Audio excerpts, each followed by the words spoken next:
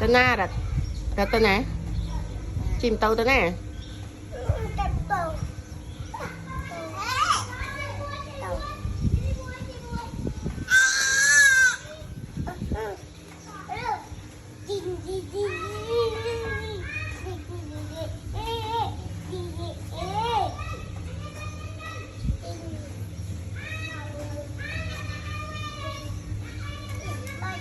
nó đặt đa lên trao ấy như nó riệt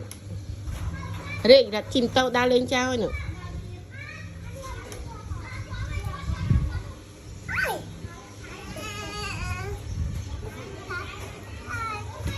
cho hỏi ai biết cho hỏi đặt cho đặt